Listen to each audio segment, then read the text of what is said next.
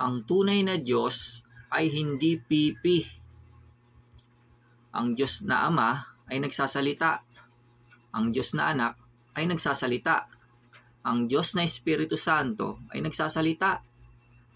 Kapag ang Diyos mo ay hindi nagsasalita, hindi po tunay na Diyos yan. Diyos-Diyosan lang yan. Wala pong pakinabang dyan. Wala pong kwenta yan. Kahit humipo, ay huwag po tayong hihipo sa mga ganyan. Dahil marumi yan. Karumal-dumal yan sa Panginoon. Kasuklam-suklam pa. Ang mabuti pa po ay magsialis po tayo at magsihiwalay sa relihiyong ang Diyos ay pipi. Nakangiti pa kahit lumilindol at bumabagyo at may nasusunog pa, etc. Basa, Biblia.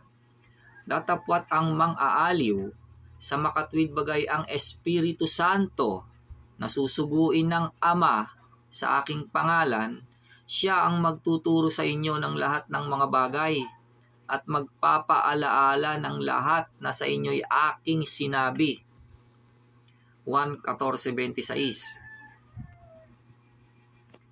Ngunit tungkol sa kanila na ang puso ay nagsisunod ayon sa kanilang mga karumal-dumal na bagay at sa kanilang mga kasuklam-suklam, aking pararatingin ang kanilang lakad sa kanilang sariling mga ulo, sabi ng Panginoong Diyos. Ezekiel 11:21. Kaya nga, magsialis kayo sa kanila at magsihiwalay kayo, sabi ng Panginoon, at huwag kayong magsihipo ng mga bagay na marumi, at kayo'y aking tatanggapin. 2 Korinto 6:17. Nalalaman ninyo na nang kayo'y mga hentil pa, ay iniligaw kayo sa mga piping Diyos-Diyosan sa alinmang paraang pagkahatid sa inyo.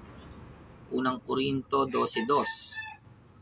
Anong napapakinabang ng larawang inanyuan, na yaoy inanyuan ng manggagawa niyaon, ng binubong larawan, na tagapagturo ng mga kasinungalingan, na tinitiwalaan ng nag-aanyo sa kanya, na gumawa ng mga piping Diyos-Diyosan.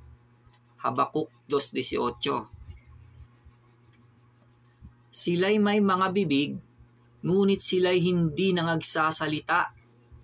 Mga matay meron sila, ngunit hindi sila nakakakita.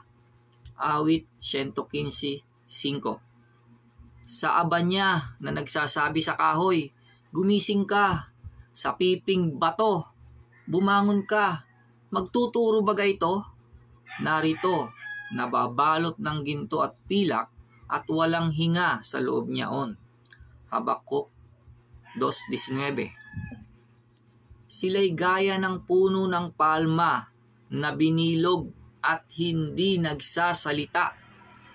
Kinakailangang pasanin sapagkat hindi makalakad. Huwag ninyong katakutan ng mga yaon, sapagkat hindi makagagawa ng kasamaan, ni wala ring magagawang mabuti. Jeremias 10:5.